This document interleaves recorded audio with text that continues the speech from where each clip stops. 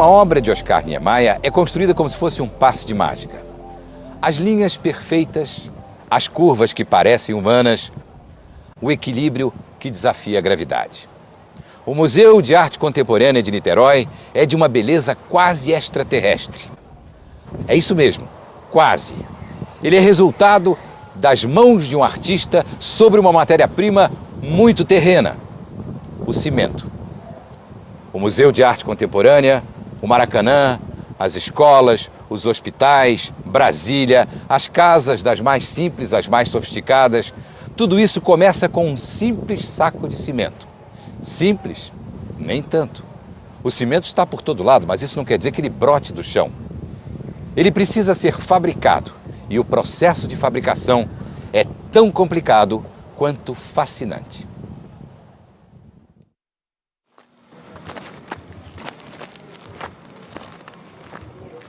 Estamos agora diante de uma das 55 fábricas de cimento do Brasil.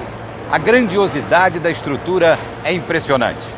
O investimento mínimo para se montar uma fábrica assim é de 200 a 300 milhões de dólares. Demora pelo menos 3 anos para colocá-la funcionando e depois disso, vários anos para se ter retorno do capital. É uma indústria de capital altamente intensivo. Não é fácil encarar um investimento com cifras neste patamar. Isso se reflete no pequeno número de empresas cimenteiras que existem no mundo. Na Argentina, por exemplo, são apenas 4 grupos. No Chile, também são 4. No México, 5. Mesmo assim, no Brasil existem 10 grupos empresariais. A gente não imagina que seja preciso uma estrutura destas para fazer um produto tão corriqueiro e tão necessário quanto o cimento. Esta é uma mina de calcário. Calcário e argila são a matéria-prima do cimento. Logo ali adiante fica a fábrica, para onde vai todo o material extraído aqui dessa mina. As fábricas são construídas sempre próximo às jazidas. É que quase metade do peso do calcário se perde quando ele vai ao forno. Quanto mais perto estiver a fábrica, menos se tem que transportar o peso que vai se perder no processo de produção do cimento.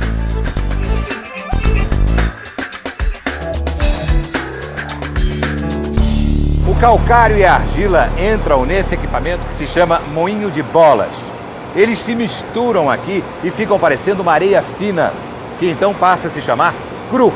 O cru, então, vai para aqueles silos que ficam do outro lado.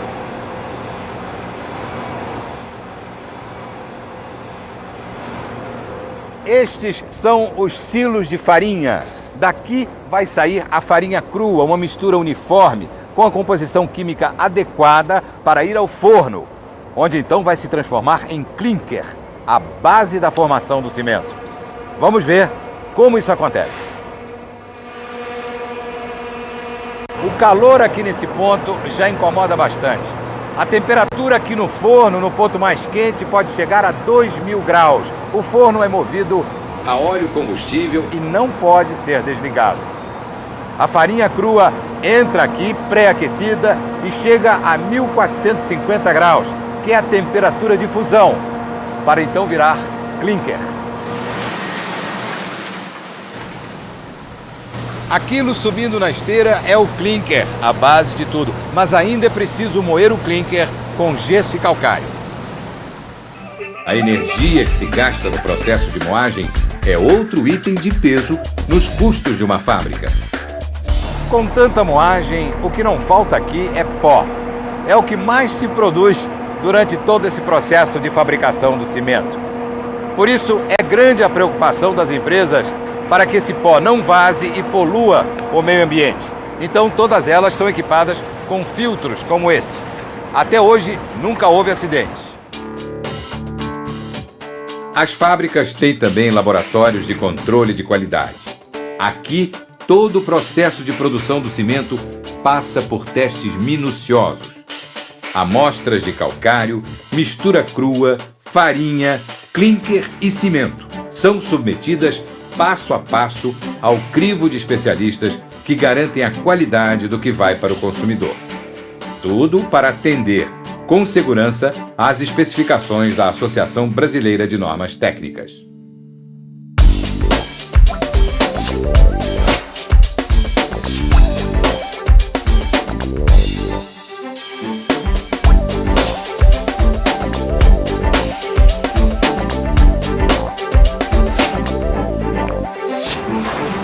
cimento é um produto indispensável, praticamente insubstituível. É o único produto que está presente desde o início da obra até o acabamento, seja qual for o tipo de construção. O Brasil é o 6º produtor mundial de cimento e também o 6º consumidor. Mas há potencial para muito mais. O consumo de cimento aumentará na medida em que o país for atendendo às necessidades básicas de infraestrutura da população, com a construção de moradias, redes de abastecimento de água e de saneamento, rodovias mais seguras e usinas de geração de eletricidade.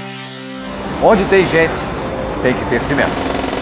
Fazer chegar cimento a todos os cantos de um país do tamanho do Brasil não é tarefa simples. As distâncias são enormes, muitos lugares são de difícil acesso. Na região amazônica, por exemplo, muitas vezes a distribuição tem que ser feita por via fluvial. Além disso, o cimento é um produto perecível. O transporte, portanto, tem que ser rápido e eficiente. Tudo isso para chegar até aqui. E aqui, e aqui, e aqui.